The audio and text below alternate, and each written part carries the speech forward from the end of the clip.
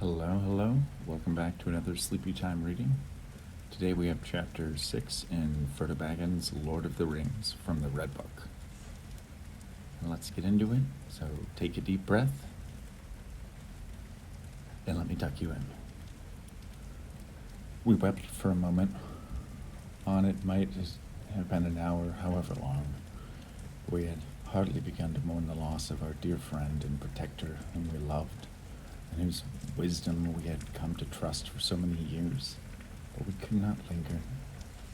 Gimli bade that I follow him to the waters of the Mirror ere we resumed our flight, for in the glass lake of Durin beheld Durin's crown in its ever-quiet waters.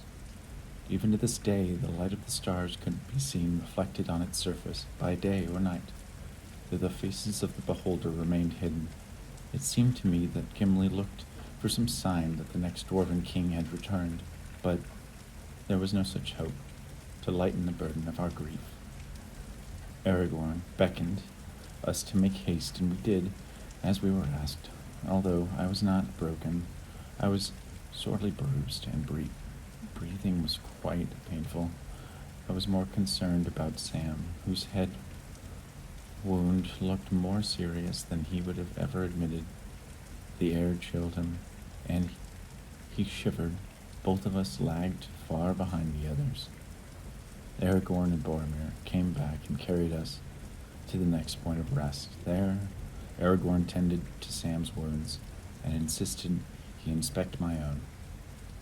I dared not reveal my mithril shirt, but I trusted Strider. He bathed my bruises with water steeped with Ethelas, and I felt great relief, even though I was quite sore for several days to come. We resumed our trek well into the night, until we reached the edge of the Lothlorien. This delighted Legolas, for it was a hallowed region of his kin, but Boromir was wary of entering this land. Upon reaching the healing waters of the Nimrodel, we crossed to the eastern shore and felt the weariness wash from our limbs. Deeper into the woods we marched, to a cluster of mighty trees whose heights could not be guessed. There we met with a start by the elf Haldir and his brothers Rumil and Orofin. They had heard news of our quest, but were dismayed that a dwarf traveled with us. I petitioned Haldir for understanding, but for Elrond himself chose Gimli for his bravery and faithfulness. Haldir conceded and gave us refuge in the trees. During the night, orcs had crossed the Nimrodel, and the elves endeavored to slay most of all of them. Haldir returned with the report that a strange creature had entered the wood, the likes of which had never been seen. I knew that this was the same creature that had followed us through Moria, and I found myself quite ill at ease because of it. The pale dawn broke as fair as any summer morning in the Shire. We set out again with Haldir, who led us across the Celeborn River. Few were allowed to cross. We had entered the Nath of Lorien and ventured throughout the day until we reached Seren Amroth, a guarded region untainted by ages of passing time, the very heart of the ancient elven realm. Sam and I were nearly speechless while taking account of all the timeless beauty that engulfed our senses. Nearly. I found Aragorn. His face seemed free of all care, for it was in this place where he and the Lady Arwen first plotted their betrothal. He took my hand and led me away, reconciling within himself and for my own sake this magnificent paradise against the dark roads that lay before the two of us. By evening, we came at long last to the city of the trees called Caras Caladon.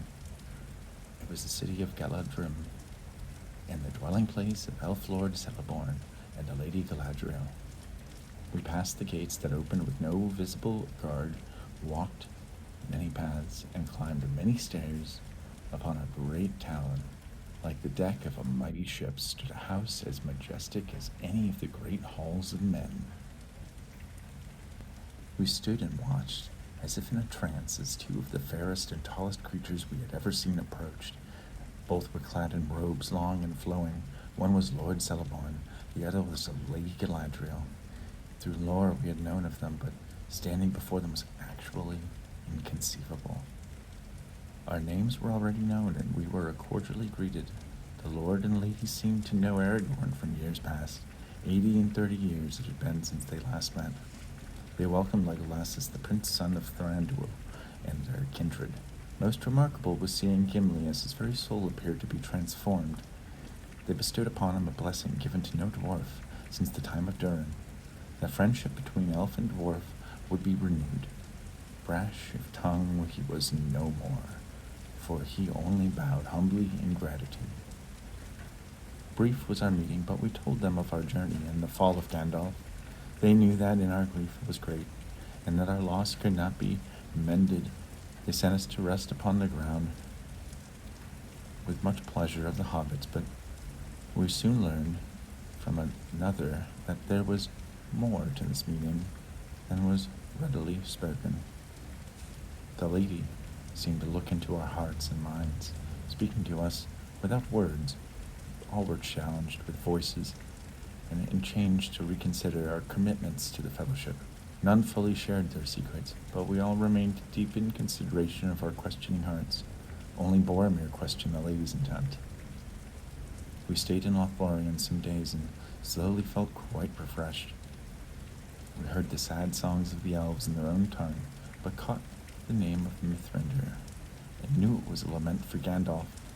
Legolas would not interpret the words for us, for he claimed that for him if remained a matter for tears and not for song.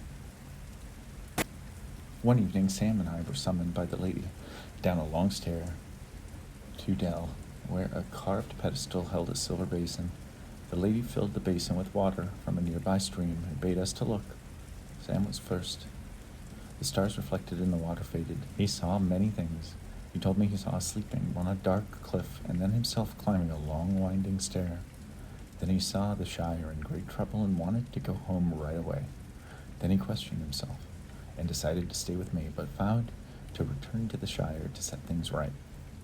As I peered into the basin, I saw a long road with the figure of one who resembled Gandalf dressed in white.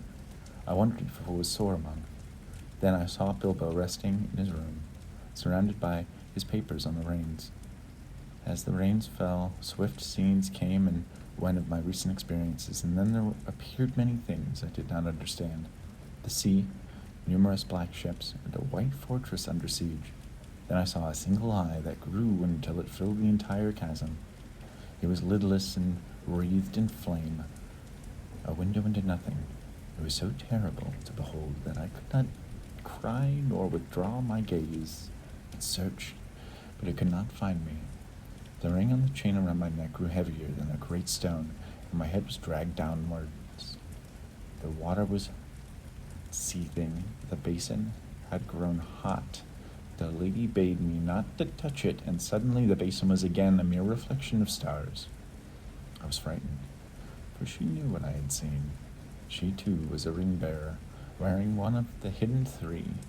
I decided that the matter was too great for me, and offered her the one ring. Her desire for it overcame her, and was suddenly transformed into a tall and terrible elf queen, filled with light, imagining for herself great power and domination. In the end, she was again gentle and beautiful, leaving the one ring and its destruction to me.